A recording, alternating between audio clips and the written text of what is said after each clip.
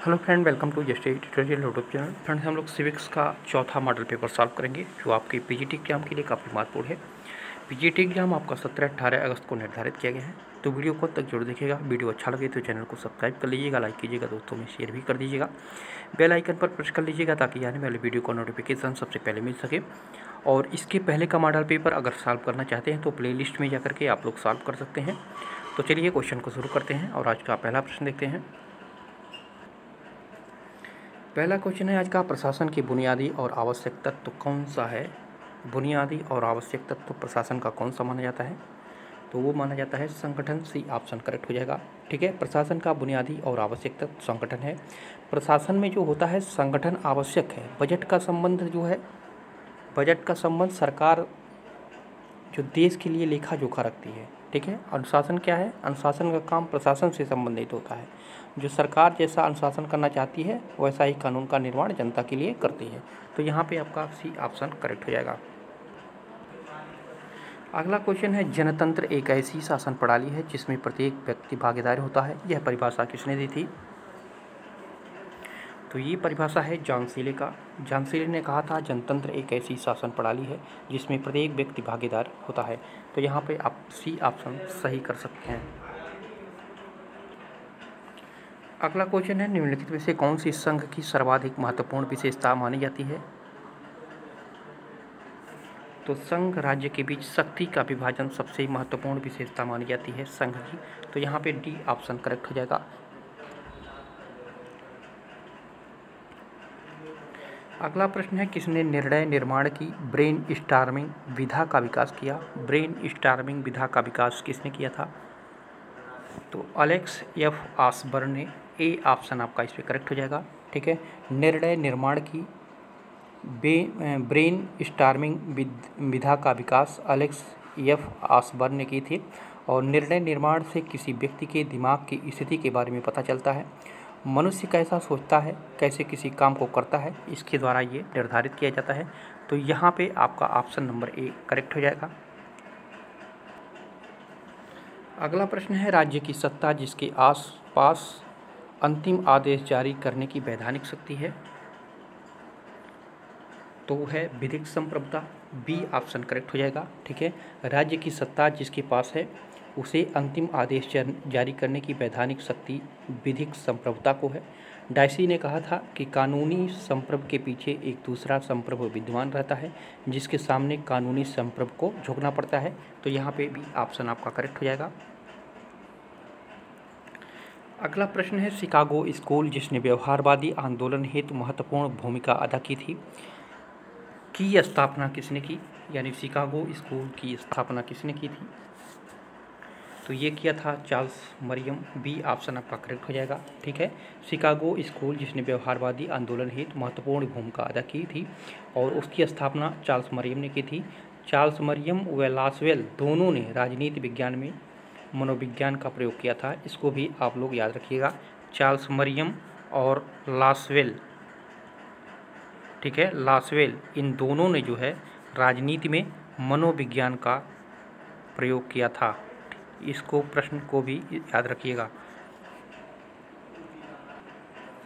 अगला क्वेश्चन है, दक्षिण सहयोग के लिए वार्षिक संयुक्त राष्ट्र दिवस मनाया जाता है? तो 12 सितंबर को। डी ऑप्शन करेक्ट हो जाएगा। दक्षिण सहयोग के लिए वार्षिक संयुक्त राष्ट्रीय दिवस प्रत्येक वर्ष जो है 12 सितंबर को मनाया जाता है।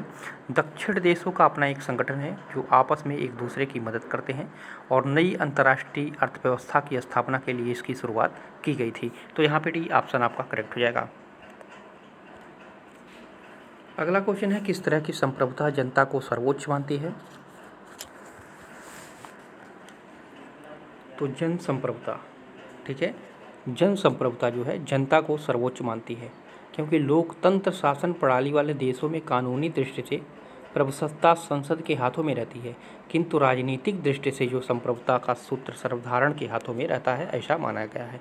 और ये बात डायसी ने कही थी क्योंकि कानूनी जो प्रभुसत्ताधारी होते हैं वो सर्वसाधारण की इच्छा का प्रतिनिधित्व करते हैं। तो यहाँ पे भी ऑप्शन आपका करेक्ट हो जाएगा। अगला क्वेश्चन है, कौन सा हित प्राथमिक और अस्थायी दोनों हितों से उभर सकता है? प्राथमिक और अस्थायी दोनों हितों से उभर सकता है। तो ये है परिवर्तनीय हित, ए ऑप्शन आपका इसमें करेक्ट हो जाएगा। परिवर्तनीय हित प्राथमिक और अस्थायी दोनों हितों से उभर सकता है। विशिष्ट हित जो होता है, विशिष्ट हित विशेष लोगों के लिए होता है। समान हित जो है, समान हित सभी के लिए समान होता है, इसमें किसी भी प्रकार का परिवर्तन नहीं किया जा सकता है, इसलिए यह अस्थायी नहीं होते हैं। और प्राथमिक और अस्थायी जो है दोनों हित हो सकता है, वो सिर्फ परिवर्तनीय हित हो सकता है। तो यहाँ पे ए ऑप्शन आपका करेक्ट हो जाएगा। अगला क्वेश्चन है, किसने अंतर्राष्ट्रीय व्यवस्था की संरचना को 3 तत्वों संगठनात्मक सिद्धांत, इकाइयों का विभिन्नीकरण एवं क्षमता का विवरण में बांटता है?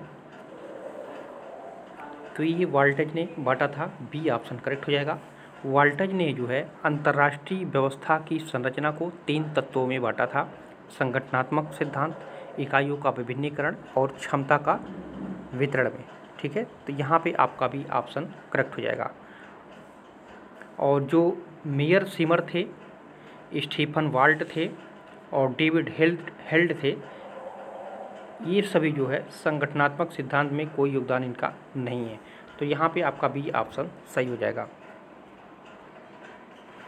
अगला क्वेश्चन है, राजनीति शास्त्र के अध्ययन के व्यवहारवादी उपागम के विकास के लिए उत्तरदायी राजनैतिक वैज्ञानिक कौन था? तो था David Stern, C option correct हो जाएगा। ठीक है, राजनीति शास्त्र के अध्ययन के व्यवहारवादी उपागम के विकास के लिए उत्तरदायी राजनैतिक वैज्ञानिक डेविड स्टर्न थे। डेविड स्टर्न कनाडा में जन्मे और अमेरिकी राजनीतिक वैज्ञानिक माना जाता है इनको। तो यहाँ पे सी ऑप्शन करेक्ट हो जाएगा।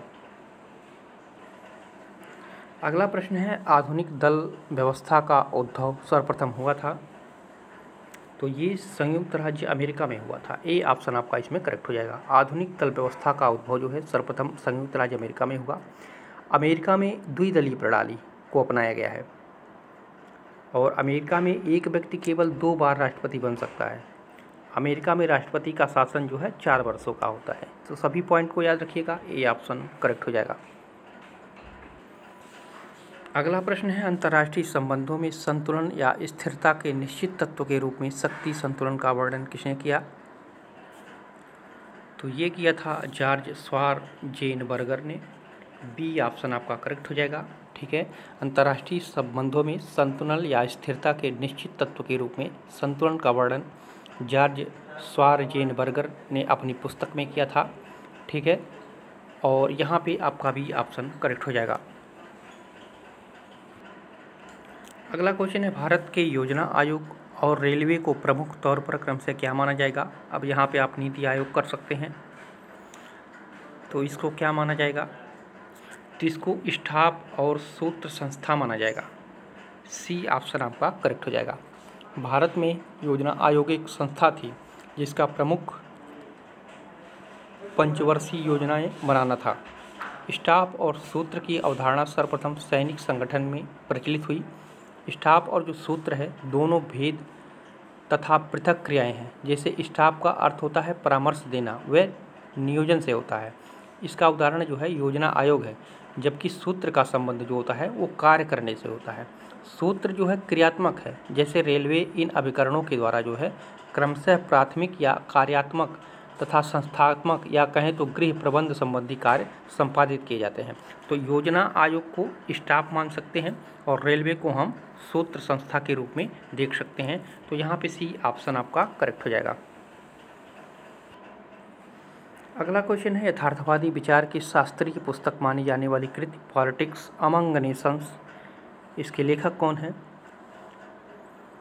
तो हेंस मॉर्गनथाउ हैं, ए ऑप्शन आपका करेक्ट हो जाएगा। ठीक है, पॉलिटिक्स अमंग नेशन के लेखक जो हैं ये हेंस मॉर्गनथाउ हैं और इन्होंने 1948 में इस पुस्तक की शुरुआत की थी। ठीक है, प्रकाशित हुई थी यह पुस्तक। अगला प्रश्न है, अमेरिका से खाद्य सुरक्षा पर सहमति के पश्चात भारत ने किस प्रस्ताव पर सहमति दी है? तो ये दिया है विश्व व्यापार संगठन के मुक्त व्यापार सरलीकरण समझौते पर। यहाँ पे भी ऑप्शन आपका करेक्ट हो जाएगा। अमेरिका से जो है खाद्य सुरक्षा पर सहमति जो हुई थी वो 14 नवंबर 2014 को के पश्चात भारत ने विश्व व्यापार संगठन के व्यापार सरलीकरण समझौते पर अपना संकल्प लिया था और संकल्प में विश्व भर में खाद्य सुरक्षा पर विशेष बल देना है। इस सहमति के बाद जो है विश्व व्यापार संगठन में व्यापार सुविधाएं समझौते को लागू करने का रास्ता साफ हो गया था। तो यहाँ पे आपका भी ऑप्शन सही हो जाएगा। अगला क्वेश्चन है द एंड ऑफ आइडियोलॉजी के लेखक कौन है? तो द एंड ऑफ आइडियोलॉजी के लेखक हैं Daniel Bell. D option correct हो जाएगा। मानवतावादी विचारधारा के प्रवर्तक माना जाता है डेनियल बेल को और इनके द्वारा 1960 में ये पुस्तक लिखी गई थी द एंड ऑफ आइडियोलॉजी और यह 50 के दशक में राजनीतिक विचारों में थकावट पर डेनियल बेल द्वारा प्रकाशित निबंधों का एक संग्रह है ये पुस्तक। ठीक है, तो यहाँ पे डी ऑप्शन आपका करेक्ट हो जाएगा। अगला क्वेश्चन है भारत में संघ लोक सेवा आयोग और विश्वविद्यालय अनुदान आयोग का गठन क्रमशः किस प्रकार हुआ था? तो संविधान और अधिनियम या विधि के द्वारा। ठीक है, तो यहाँ पे आपका सी ऑप्शन करेक्ट हो जाएगा। संघ लोक सेवा आयोग भारत के संविधान द्वारा स्थापित एक संवैधानिक निकाय है।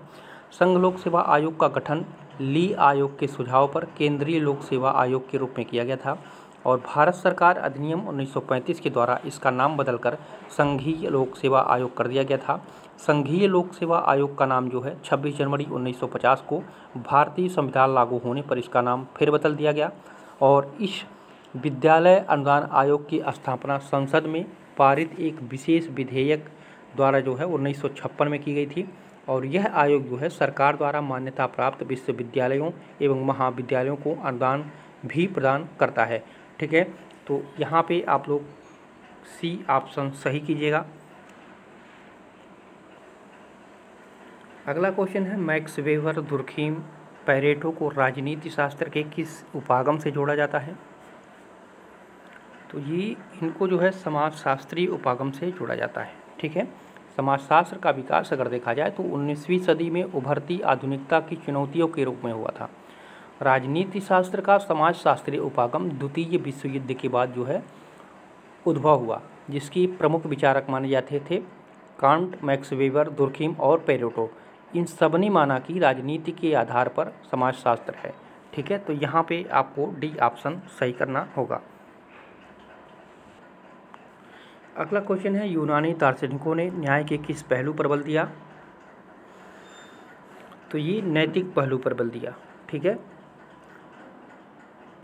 अगर देखा जाए तो प्लेटो ने अपने प्रत्यय सिद्धांत को अपने संवादों में सत्ता और जीवन के विविध पक्षों पर लागू किया था और इन संवादों में जो है रिपब्लिक एक उनकी प्रमुख रचना मानी जाती है। जो यूनानी दार्शनिक थे प्लेटो और आदर्श राज्य में जो है न्याय को स्थापित करने के लिए यूनानी विचारक प्लेटो ने न्याय को महत्वपूर्ण मानते हैं। न्याय के नैतिक पक्ष पर बल दिया और न्याय के विस्थापन के लिए जो है नीति शास्त्र के विवेचन पर भी बल दिया था। तो इसलिए कहा जा सकता है कि यूनानी जो दार्शनिक थे वो नैतिकता के पहलू पर बहुत ही महत्वपूर्ण बल दिए थे। अगला क्वेश्चन है फ्रांस का वर्तमान संविधान किस गणतंत्र के नाम से जाना जाता है? तो ये पंचम गणतंत्र के नाम से जाना जाता है। ठीक है, नया संविधान लागू करने में चार्ल्स डी गाली की अहम भूमिका रही। फ्रांस का वर्तमान संविधान जो है 4 अक्टूबर 1958 ईस्वी को लाया गया, जो पंचम गणतंत्र के नाम से जाना जाता है। अगला है सैनिक औद्योगिक संकुल किसके द्वारा प्रयुक्त होने के पश्चात व्यापक प्रयोग में लाया जाने लगा? तो ये आइजनहावर के द्वारा। ठीक है, ए ऑप्शन आपका इसमें करेक्ट हो जाएगा। सैनिक औद्योगिक संकुल में कानून निर्माताओं, सेना तथा सेना को सपोर्ट करने के लिए निर्मित सैन्य औद्योगिक आधार पर आपसी संबंध की नीति छोटी होती है। यह शब्द सेना के पीछे काम करने वाली प्रणाली के लिए प्रयुक्त होता है। सैनिक औद्योगिक संकुल का प्रयोग जो है 1961 में अमेरिकी राष्ट्रपति आइजनहावर ने किया था। ये अमेरिका के राष्ट्रपति थे, 1961 में इसका प्रयोग किया था। तो यहाँ पे ए ऑप्शन आपका करेक्ट हो जाएगा। अगला क्वेश्चन है बराक ओबामा की चीनी नीति को किस नाम से जाना जाता है? तो पिवट टू एशिया पॉलिसी के नाम से जाना जाता है। ठीक है, बराक ओबामा की जो चीन नीति था उसको पिवट टू एशिया पॉलिसी के नाम से जाना जाता है। अगला क्वेश्चन है politics who gets what and how. इस पुस्तक के लेखक कौन है? तो Harold Lasswell, C option correct हो जाएगा। हेराल्ड लासवेल एक अमेरिकी राजनेता तथा सिद्धांतकार था और इसकी पुस्तक जो थी ये politics who gets how and how, ये 1948 में प्रकाशित हुई थी, जिसमें राजनीति सिद्धांत के संदर्भ में बताया गया है। तो यहाँ पे सी ऑप्शन करेक्ट हो जाएगा। अगला है थॉमस मूर, फूरियर और आल्बर्ट ओवन को किस विचारधारा से जोड़ा जाता है? तो ये स्वप्निल समाजवाद की विचारधारा से इनको जोड़ा जाता है। समाजवादी चिंतन को स्वप्नलोकीय समाजवाद कहा जाता है क्योंकि इस समय के विचारकों ने समाज की विसंगतियों की ओर ध्यान आकर्षित करते हुए भावी समाज निर्माण की महत्वाकांक्षी योजनाएं को प्रस्तुत की, बिना इस बात का विचार किए कि इसे व्यवहार में किस प्रकार प्राप्त किया जाएगा। इस विचारधारा के जो प्रतिपादक माने जाते हैं साइमन, रॉबर्ट ओवन, प्लेटो, टॉमस सूरी, ये सभी जो है इसके विचारधारा के से जुड़े हुए हैं। ठीक है, तो यहाँ पे भी ऑप्शन आपका करेक्ट हो जाएगा। अगला प्रश्न है शिक्षा और सेवा योजना के अधिकार कैसे हैं? तो ये सकारात्मक है, डी ऑप्शन करेक्ट हो जाएगा। इस प्रकार की शिक्षा एवं सेवा योजना का अधिकार जो है सकारात्मक भारतीय संविधान द्वारा प्रदत्त मूल अधिकार की प्रकृति सकारात्मक और नकारात्मक दोनों है। ठीक है, अनुच्छेद 19, 25 और 28 ये आपका सकारात्मक हो जाएगा। ठीक है, और 14, 15, 16 और 21 ये अनुच्छेद आपका नकारात्मक है। ठीक है, तो यहाँ पे सकारात्मक नकारात्मक दोनों हो सकता है, लेकिन यहाँ पे तटस्थ है, ये गलत हो जाएगा। प्रायः नकारात्मक, कभी कभी सकारात्मक, तो ये भी गलत हो जाएगा।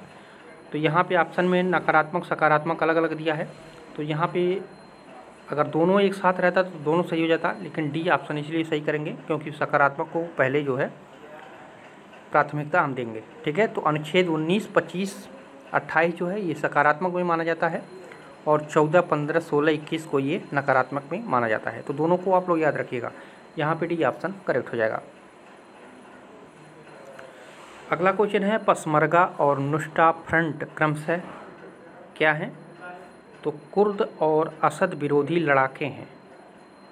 कुर्द और असद विरोधी लड़ाके हैं पसमरगा और नुस्रा। तो यहाँ पे आपका डी ऑप्शन करेक्ट हो जाएगा। अगला क्वेश्चन है निम्न में से किस तत्व को प्लेटो ने अधिक महत्व नहीं दिया? तो उद्यमिता को। ठीक है, उद्यमिता को प्लेटो ने अधिक महत्व नहीं दिया। प्लेटो अपने न्याय सिद्धांत को सिद्ध करने के लिए 3 तत्वों को महत्वपूर्ण माना था, जिसमें उत्पादन, शौर्य और विवेक। ठीक है, तो इसमें उद्यमिता शामिल नहीं था, तो यहाँ पे ये ऑप्शन आपका सही हो जाएगा। अगला क्वेश्चन है भारतीय नागरिकता अधिनियम के अंतर्गत प्रवासी भारतीय किसे माना जाता है? तो प्रवासी भारतीय मूल के विदेशी नागरिक को माना जाता है। ठीक है, तो यहाँ पे ए ऑप्शन आपका करेक्ट हो जाएगा। प्रवासी भारतीय नागरिक भारतीय नागरिकता अधिनियम के अंतर्गत ऐसे नागरिक होते हैं जो विदेशों में भारतीय मूल के व्यक्ति रहते हैं, विशेष रूप से उत्तरी अमेरिका तथा अन्य विकसित देशों में रहने वाले भारतीय मूल के व्यक्तियों से निरंतर उठने वाली दोहरी नागरिकता की मांग के प्रत्युत्तर में तथा प्रवासी भारतीयों की आकांक्षाओं और अपेक्षाओं की पूर्ति करने को सरकार की गहन प्रतिबद्धता को ध्यान रखते हुए अगस्त 2005 में जो है नागरिकता अधिनियम 1955 में जो है संशोधन करते हुए प्रवासी भारतीय नागरिकता स्कीम की आरंभ की गई थी। ठीक है, और इस स्कीम में जो है भारतीय मूल के सभी ऐसे व्यक्तियों के लिए प्रवासी भारतीय नागरिक के रूप में जो है पंजीकरण कराने का उपबंध किया गया है। तो यहाँ पे आपका ए ऑप्शन सही हो जाएगा। अगला क्वेश्चन है निम्नलिखित को कालक्रम के अनुसार व्यवस्थित कीजिए। तो राजमन्नार कमेटी कब आई थी? तो राजमन्नार कमेटी आई थी ये 1969 में। प्रथम प्रशासनिक सुधार आयोग, तो ये आया था 1966 में। संथानम कमेटी ये कब आया था? तो ये वो आया था 1962 में। राज्य पुनर्गठन आयोग ये कब आया था? तो ये आया था आपका 1969 में। ठीक है, तो ये जो था राज्य पुनर्गठन आयोग की सिफारिश पर जो है भारतीय मानचित्र पर कई नए राज्यों का उदय भाषा के आधार पर हुआ था, और भाषा के आधार पर बनने वाला प्रथम राज्य जो है आंध्र प्रदेश था। इसके द्वारा ये कहा गया था। तो ये जो है राजमन्नार कमेटी जो है इससे पहले आया था।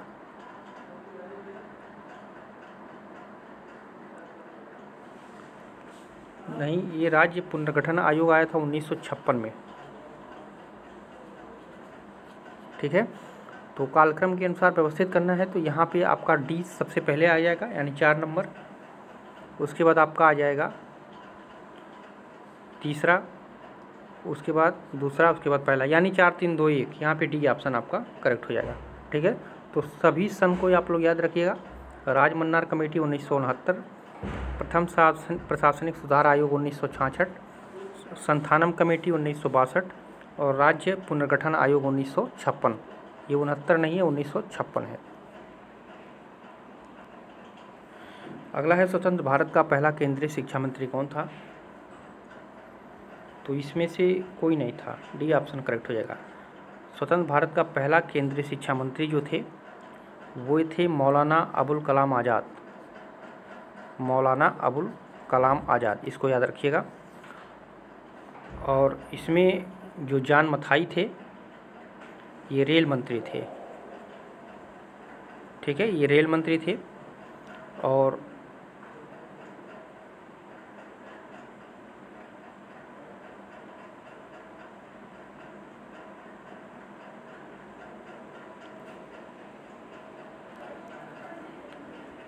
किस विद्वान ने संगठनात्मक ढांचे की प्रवृत्ति के आधार पर राजनीतिक दलों का वर्गीकरण प्रस्तुत किया? तो था मॉरिस डुवर्जर। ठीक है, डी ऑप्शन करेक्ट हो जाएगा। मॉरिस डुवर्जर ने संगठनात्मक ढांचे की प्रकृति के आधार पर राजनीतिक दलों का वर्गीकरण किया था। और डुवर्जर ने राजनीतिक दलों के संगठन के 4 तत्वों में बांटा था। पहला था काकस, दूसरा था आपका शाखा, तीसरा था सेल और चौथा था मिलिशिया। तो इसको याद रखिएगा। ठीक है, मॉरिस डुवर्जर ने राजनीतिक दलों के संगठन के आधार पर जो है 4 तत्वों में इसको बांटा था। तो डी ऑप्शन आपका इसमें करेक्ट हो जाएगा। अगला क्वेश्चन है, वर्तमान में निम्नलिखित में से कौन सा दलीय व्यवस्था का उदाहरण नहीं है? तो हो जाएगा उत्तरी कोरिया। ठीक है, उत्तरी कोरिया जो है ये दलीय व्यवस्था का उदाहरण नहीं है। वर्तमान समय में जो है उत्तरी कोरिया देश के राजनीति में दलीय व्यवस्था नहीं है। उत्तरी कोरिया में राजतंत्री व्यवस्था है, जबकि ये सभी देशों में जो है दलीय व्यवस्था अर्थात लोकतंत्रात्मक व्यवस्था है। उत्तरी कोरिया में देखा जाए तो उत्तरी कोरिया में राजनीतिक दल का कहीं कोई स्थान नहीं है। चीन में जो है कम्युनिस्ट पार्टी का वर्चस्व है 1949 से। तो यहाँ पे डी ऑप्शन आपका करेक्ट हो जाएगा। अगला है, भारत में किस वर्ष लेखांकन को लेखा परीक्षण से पृथक किया गया था? 1976 में। भारत में जो है 1976 में लेखांकन को लेखा परीक्षण से अलग कर दिया गया था। संविधान के प्रारंभ पर नियंत्रक एवं महालेखा परीक्षक को लेखांकन एवं लेखा परीक्षण या अंकेक्षण दोनों प्रकार के कार्य सौंपे गए थे। हालांकि राज्य स्तर पर अभी यह दोनों कार्य हैं और करते भी हैं, जबकि केंद्र स्तर पर जो है लेखांकन का कार्य महानियंत्रक वित्त लेखा द्वारा किया जाता है। यह लेखा परीक्षण कार्य जो है CAG द्वारा होता है। तो इसको अलग किया गया था 1976 में। तो यहाँ पे डी ऑप्शन करेक्ट हो जाएगा। अगला है, भारत में जिलाधिकारी के पद का सृजन किस वर्ष किया गया था? तो ये 1772 में। ठीक है, भारत में जिलाधिकारी के पद का सृजन जो है प्रथम गवर्नर जनरल वारेन हेस्टिंग द्वारा जो है किया गया था। और जिलाधिकारी को उस समय दीवानी संबंधी मुकदमे देखने का अधिकार प्राप्त था। तो यहाँ पे आपका भी ऑप्शन करेक्ट हो जाएगा। अगला है नेतृत्व का आकस्मिकता सिद्धांत किसने दिया? नेतृत्व का आकस्मिकता सिद्धांत तो F.E. फेडरर ने। डी ऑप्शन सही हो जाएगा। नेतृत्व का आकस्मिकता सिद्धांत प्रतिपादक F.E. फेडरर द्वारा किया गया था और इस सिद्धांत के अनुसार जो है नेतृत्व की सफलता नेता की कार्यप्रणाली अथवा परिस्थितियों की आवश्यकताओं के बीच सही तालमेल पर जो है निर्भर करती है और नेतृत्व की सफलता ही राजनेताओं की पहचान मानी जाती है। इस सिद्धांत में इन्होंने बताया था। अगला है निम्नांकित में कौन अरस्तु के विचारों की विशेषता नहीं है? अरस्तु के विचारों की विशेषता नहीं है पूछा है तो निगमनात्मक पद्धति, ठीक है। और निगमनात्मक पद्धति ये किसका प्रयोग है? तो ये प्लेटो का है, ठीक है। निगमनात्मक पद्धति ये प्लेटो का है। और अरस्तु के जो विचार की विशेषताएं हैं उसमें राज्य व्यक्ति से पहले है, राज्य साध्य है, व्यक्ति साधन है, निजी संपत्ति के अधिकार जो है सामान्य है। ये सभी जो है विचार किसके हैं? तो ये सभी विचार अरस्तु के हैं।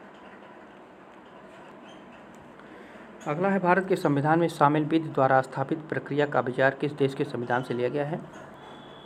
तो ये जापान से लिया गया है, ठीक है। भारतीय संविधान में विधि द्वारा स्थापित प्रक्रिया जो है जापानी संविधान से लिया गया है। इसका अर्थ यह है कि भारत का सर्वोच्च न्यायालय संघीय या राज्य विधानमंडल द्वारा निर्मित कानूनों को अवैधानिक तभी घोषित कर सकता है जबकि संविधान विधानमंडलों के इस कानून का निर्माण करने में संविधान द्वारा प्रदान की गई अपनी कानून निर्माण की क्षमता का उल्लंघन किया हो।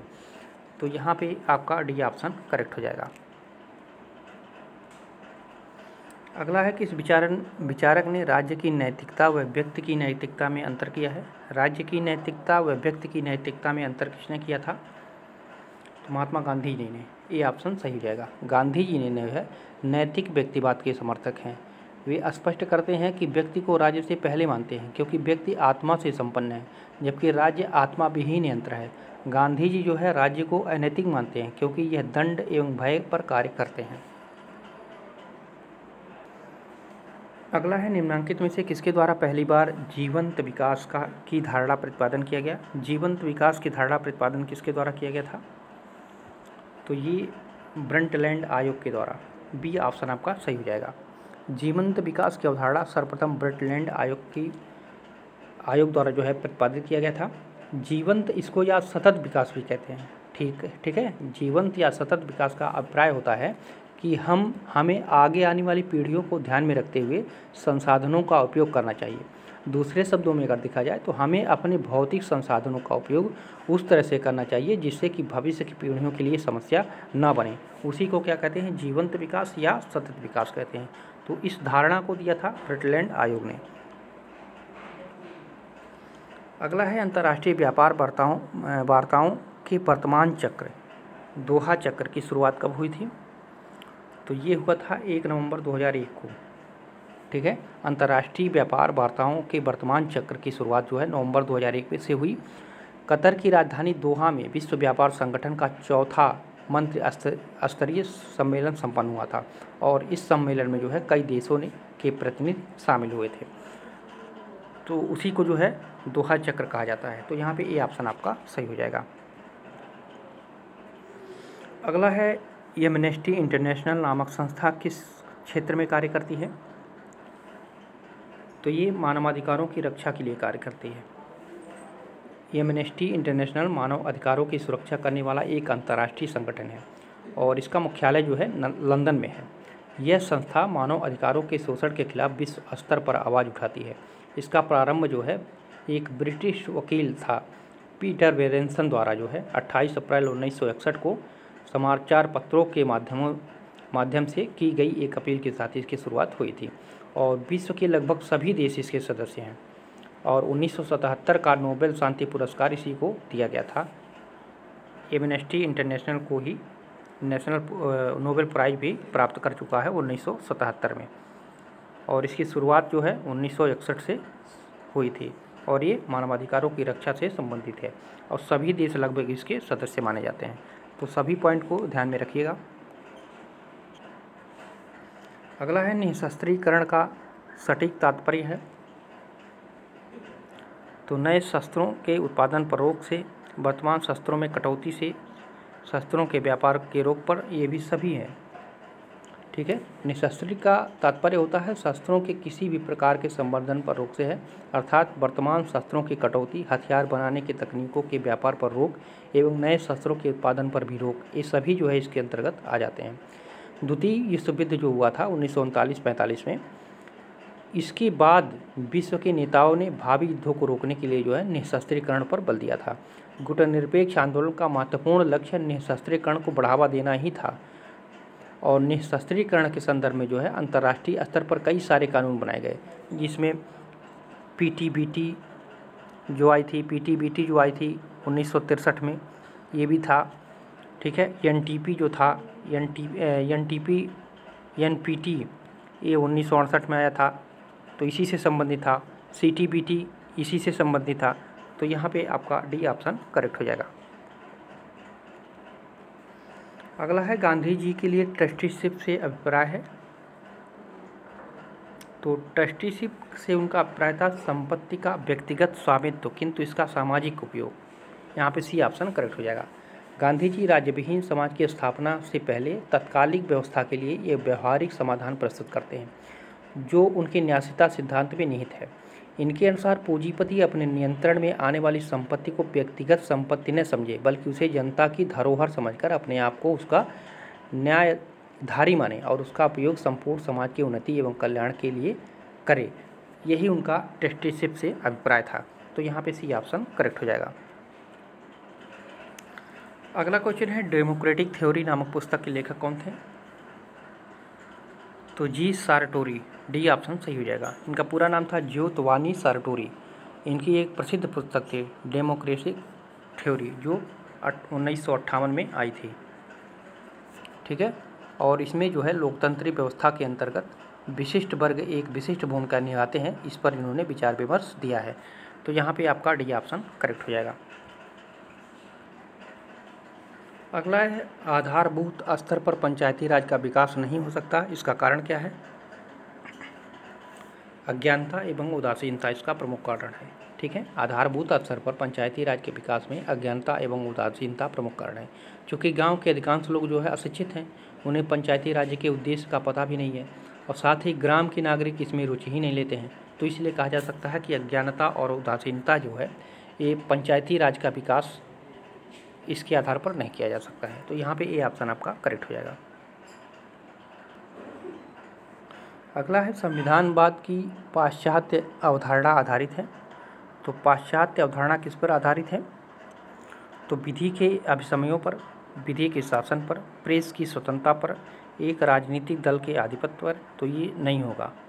ठीक है। संविधानवाद की जो पाश्चात्य अवधारणा है वो इन तीनों पर आधारित है। यहाँ पे भी ऑप्शन करेक्ट हो जाएगा।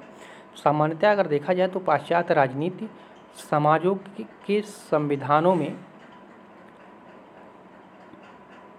निम्नलिखित संस्थागत व्यवस्थाएं की जाती हैं, जिसमें विधि का शासन होता है, मौलिक अधिकारों व स्वतंत्रताओं का प्रावधान किया जाता है, स्वतंत्र व निष्पक्ष न्यायपालिका की बात कही जाती है, राजनीतिक शक्तियों का विभाजन, पृथक्करण, विकेंद्रीकरण व नियंत्रण संतुलन, इन सभी बातों पर जो है ध्यान दिया जाता है और जिसमें एक राजनीतिक दल के आधिपत्य यानी विकास पर जो है बल नहीं दिया जाता है। तो यहाँ पे भी ऑप्शन आपका करेक्ट हो जाएगा। अगला है निम्नलिखित में से कौन अर्थशास्त्र परंपरा से संबंधित नहीं है? अर्थशास्त्र परंपरा से संबंधित नहीं है तो वो थे शुक्राचार्य, बी ऑप्शन सही हो जाएगा। ठीक है। शुक्राचार्य की एक पुस्तक थी शुक्रनीति, इसके अंतर्गत जो है राज्य की तुलना वृक्ष से की है और इस रूपक के अनुसार जो है राज्य शिल्प में 6 सिद्धांत, जिसको खाड़गुड़ीय राज्य रूपी वृक्ष की शाखाएं माना था। ठीक है। तो ये अर्थशास्त्र परंपरा से संबंधित नहीं है और इस खाड़गुड़ीय नीति में उन्होंने संधि, विग्रह, यान, आसन, द्वैधिमान, आश्रय, इन सभी बातों की इन्होंने जिक्र किया था उसमें। अगला है डीकंस्ट्रक्शन का सिद्धांत संबंधित है। डीकंस्ट्रक्शन का सिद्धांत किससे संबंधित है? तो ये है मैकाइवर से, बी ऑप्शन आपका इसमें करेक्ट हो जाएगा। मैकाइवर बहुलवादी विचारक था और मार्गन्थाउ ने अंतर्राष्ट्रीय क्षेत्र में शक्ति की धारणा पर विशेष जोर दिया था। ठीक है। तो यहाँ पे आपका बी ऑप्शन सही हो जाएगा। अगला है एक सामाजिक संविदा सिद्धांत के अनुसार राज्य एक मानवकृत संस्था है। ठीक है। सामाजिक अनुबंधन का सिद्धांत राज्य की उत्पत्ति के बारे में उदारवादी मान्यताओं की पुष्टि करने वाली परिकल्पनाएं करता है और इसमें यह कल्पना की गई है कि राज्य का निर्माण सब मनुष्यों ने मिलकर सबके हित साधन के उद्देश्य से किया है। तो इसलिए कहा जा सकता है कि राज्य एक मानवकृत संस्था है। ये मानते हैं सामाजिक संविदा सिद्धांत वाले लोग। तो यहाँ पे बी ऑप्शन सही हो जाएगा। अगला क्वेश्चन है, राज्य का कार्य सद्जीवन के मार्ग में आने वाली बाधाओं को बाधित करना है। यह कथन किसका है? तो ये कथन है प्रत्ययवादियों या कहे तो आदर्शवादियों का।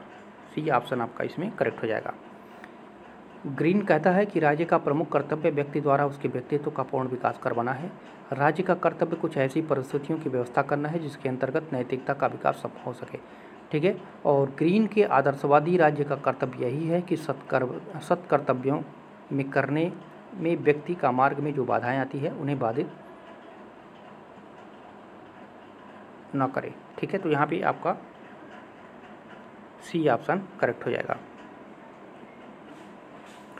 अगला क्वेश्चन है, निम्नलिखित में से किस विचारक ने व्यावसायिक हितों को प्रतिनिधित्व देने के उद्देश्य से एक राजनीतिक सदन और एक औद्योगिक सदन की स्थापना किए जाने का प्रस्ताव रखा था? तो ये था सिडनी एवं ब्रिटिश वैध ने। बी ऑप्शन आपका करेक्ट हो जाएगा। सिडनी एवं ब्रिटिश वैध ने जो है व्यावसायिक हितों को प्रतिनिधित्व देने के उद्देश्य से एक राजनीतिक सदन और एक औद्योगिक सदन की स्थापना के लिए प्रस्ताव रखा था। तो यहाँ पे आपका बी ऑप्शन करेक्ट हो जाएगा। अगला है, पंचायती राज व्यवस्था के अंतर्गत भारत में ग्राम शासन एक दृष्टांत है। तो किसका एक दृष्टांत है? तो स्थानीय स्वशासन का और प्रतिनिधि मूल शासन का और जनवादी लोकतंत्र का नहीं होगा, प्रत्यक्ष लोकतंत्र का नहीं होगा। तो यहाँ पे पहला दूसरा इसमें सही हो जाएगा। ठीक है। पंचायती राज व्यवस्था के अंतर्गत भारत में ग्राम शासन जो है एक स्थानीय स्वशासन का दृष्टांत है और एक प्रतिनिधि मूलक शासन का दृष्टांत माना जाता है। तो यहाँ पे आप लोग ए और बी पहला और दूसरा दोनों सही कीजिएगा। तो यहाँ पे बी ऑप्शन आपका सेलेक्ट हो जाएगा। अगला है, डेविड स्टर्न ने 1969 में अपने अध्यक्षीय भाषण में नूतन क्रांति का आह्वान करते हुए कौन सा बिंदु नहीं बताया था? तो मूल्य पवित्र होते हैं ऐसा उन्होंने नहीं कहा था। ठीक है।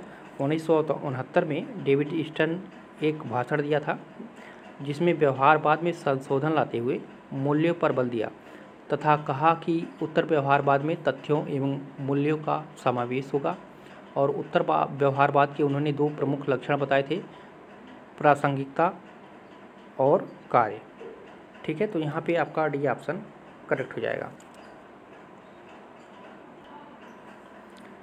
अगला है, समानुपातिक प्रतिनिधित्व प्रविधि निम्नलिखित में से किसको समुचित प्रतिनिधित्व प्रदान करने में सहायक है? तो अल्पसंख्यकों को समुचित प्रतिनिधित्व देने में सहायक है। तो यहाँ पे आपका सी ऑप्शन करेक्ट हो जाएगा। समानुपातिक प्रतिनिधित्व वह प्रणाली है जिसमें मतदाता एक से अधिक उम्मीदवारों को अपनी अपनी पसंद के क्रम में रख सकते हैं ताकि बहुमत के साथ साथ अल्पमत या अल्पसंख्यकों को भी उचित प्रतिनिधित्व दिया जा सके। तो यहाँ पे आपका सी ऑप्शन करेक्ट हो जाएगा। अगला क्वेश्चन है, तानाशाही समर्थन करती है। तो तानाशाही किसकी समर्थन करती है? तो ये सत्ता के केंद्रीकरण का समर्थन करती है। ठीक है। तानाशाही कहें या अधिनायक तंत्र इसको कहें या अधिनायकवाद कहा जा सकता है। इसका प्रयोग जो है साधारणतः ऐसे संदर्भ में करते हैं जहां कोई व्यक्ति अपने विलक्षण नेतृत्व, लोकप्रियता या सैन्य संगठन की निष्ठा के बल पर संवैधानिक व्यवस्था को धराशायी करके पूर्ण सत्ता पर अपना अधिकार स्थापित कर लेता है। तो एक तरह से कहा जाता है सत्ता के केंद्रीकरण का जो है समर्थन करती है तानाशाही। अगला है, हाब्स की पुस्तक लेवियाथन को किसने जलाया था? तो क्लेरेंडन ने। ये ऑप्शन सही हो जाएगा। ठीक है।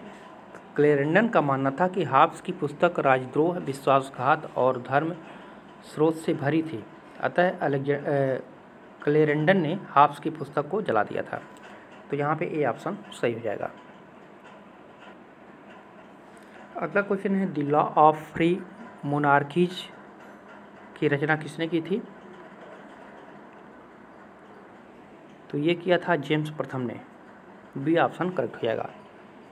लॉ ऑफ फ्री मोनार्कीज नामक पुस्तक में जो है स्टुअर्ट राजा जेम्स प्रथम ने यह लिखा है कि राजाओं को देवता कहना उचित है क्योंकि पृथ्वी पर उनकी वो और ईश्वरीय शक्ति की समानता है। राजा लोग पृथ्वी पर ईश्वर की जीवित प्रतिमाएं हैं। तो यहाँ पे आपका सही हो जाएगा ऑप्शन नंबर बी। अगला क्वेश्चन है, निम्न में से किस विचारक ने विशिष्टवाद को मार्क्सवाद के साथ जोड़ने का प्रयास किया? विशिष्टवाद को मार्क्सवाद से के साथ जोड़ने का प्रयास किसने किया था? तो जेम्स बर्नहाम ने, बी ऑप्शन सही हो जाएगा। ठीक है, जेम्स बर्नहाम ने जो है विशिष्ट वर्ग के संबंध में आर्थिक दृष्टिकोण या मार्क्सवादी दृष्टिकोण को अपनाया था और उसके अनुसार जो है संभ्रांत वर्ग की सत्ता का आधार उत्पादन तथा वितरण के प्रमुख साधनों पर उसके प्रभुत्व व नियंत्रण में निहित है, यह इसने बताया था। तो यहाँ पे भी ऑप्शन आपका करेक्ट हो जाएगा। अगला क्वेश्चन है, संविधान के किस अनुच्छेद के अंतर्गत सर्वोच्च न्यायालय के तदर्थ न्यायाधीशों की नियुक्ति की व्यवस्था की गई है? तो ये कही गई है अनुच्छेद 127 के अंतर्गत। ठीक है, अनुच्छेद 127 में तदर्थ न्यायाधीशों की नियुक्ति का प्रावधान किया गया है। यदि किसी समय उच्चतम न्यायालय के सत्र को आयोजित करने या चालू रखने के लिए उस न्यायालय के न्यायाधीशों की गणपूर्ति प्राप्त न हो तो भारत का मुख्य न्यायमूर्ति राष्ट्रपति की पूर्व सहमति से जो है तथा संबंधित उच्च न्यायालय के मुख्य न्यायमूर्ति के परामर्श करने के पश्चात जो है किसी उच्च न्यायालय के न्यायाधीश से जो सुप्रीम कोर्ट का जज बनने के लिए रहित हो, न्यायालय की बैठक में उतनी अवधि के लिए जितनी आवश्यक हो तदर्थ न्यायाधीश के रूप में उपस्थित रहने के लिए लिखित रूप से अनुरोध कर सकेगा अनुच्छेद 127 के अनुसार। तो यहाँ पे आपका डी ऑप्शन करेक्ट हो जाएगा। अगला है, किसने कहा एक सबल मध्यम वर्ग लोकतंत्र की रीढ़ है? तो ये कहा था अरस्तु ने, ए ऑप्शन सही हो जाएगा। अरस्तु ने जब यह कहा कि एक सबल मध्यम वर्ग लोकतंत्र की रीढ़ है तब उन्होंने एक महत्वपूर्ण सत्य की खोज की थी। सबल मध्यम वर्ग से स्थिरता के साथ साथ प्रगति को भी बढ़ावा मिलता है, ऐसा उन्होंने बताया था। तो यहाँ पे ए ऑप्शन आपका करेक्ट हो जाएगा। अगला है, विधि शासन की सर्वाधिक स्पष्ट व्याख्या दी गई है किसके द्वारा? तो डाइसी के द्वारा, डी ऑप्शन करेक्ट हो जाएगा। ठीक है, डाइसी जो है ब्रिटिश का एक न्यायवेत्ता था और उसकी एक पुस्तक थी संविधान की कानून की रूपरेखा जो 1885 में आई थी और इसके अंतर्गत जो है इंग्लैंड के संविधान को विधि के शासन की संज्ञा दी है, परंतु आगे चलकर यह जो है संवैधानिक शासन का प्रमाण बन गया था।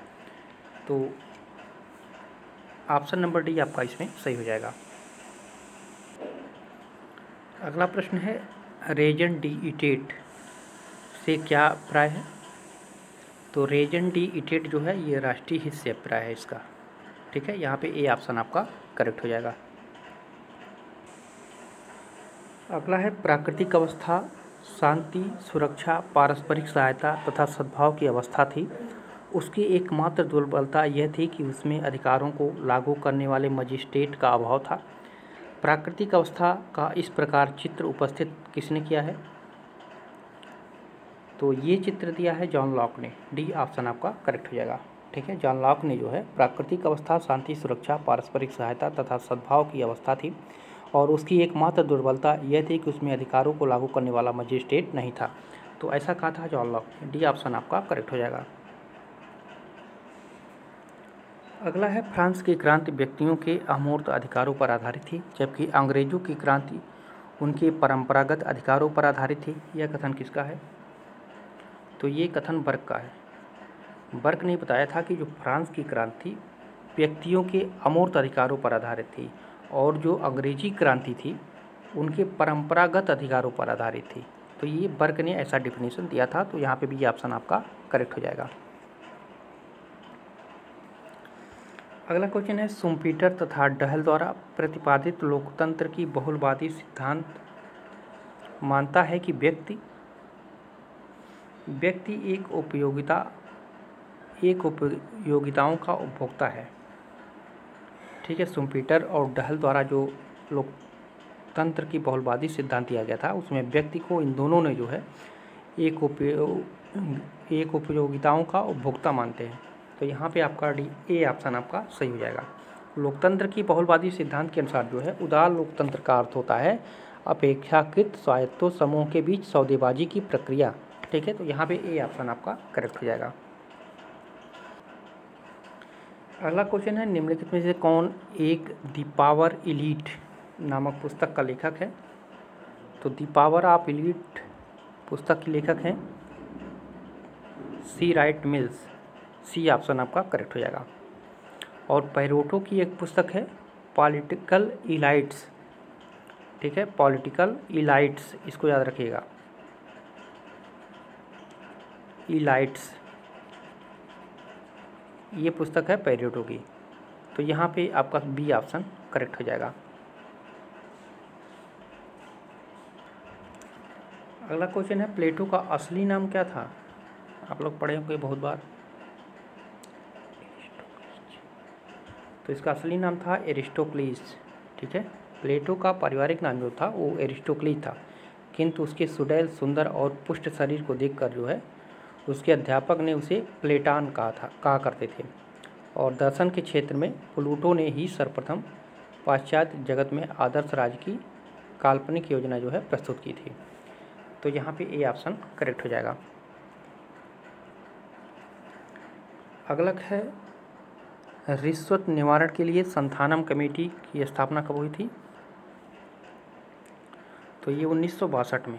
ठीक है, 1962 में जो है भारत सरकार के गृह मंत्री द्वारा भ्रष्टाचार की समस्या का समाधान करने और उसके निवारण हेतु सुझाव प्रदान करने के लिए जो है के संथानम की अध्यक्षता में एक समिति की नियुक्ति किया गया था।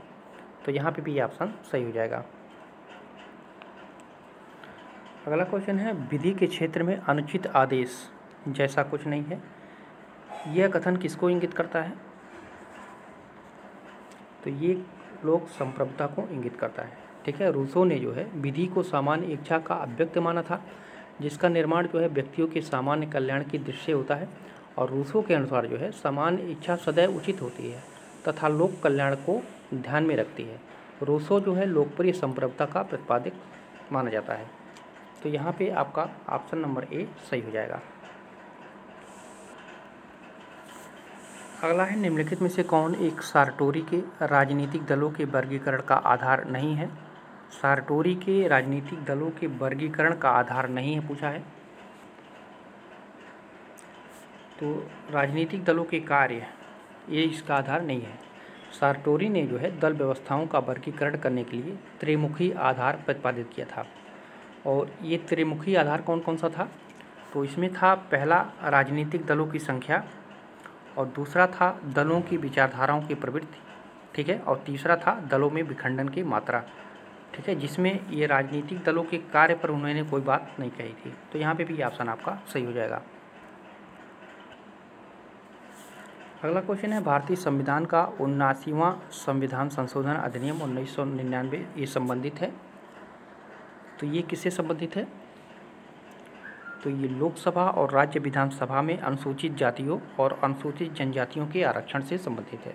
ठीक है, जो 79वां संविधान संशोधन हुआ था 1999 में, इसके माध्यम से अनुच्छेद जो है 334 में संशोधन करके इस अधिनियम के द्वारा अनुसूचित जातियों और अनुसूचित जनजातियों को लोकसभा और राज्य विधानसभाओं में प्रतिनिधित्व के लिए आरक्षण की अवधि जो है 2010 तक बढ़ा दी थी। तो यहाँ पे आपका डी ऑप्शन करेक्ट हो जाएगा।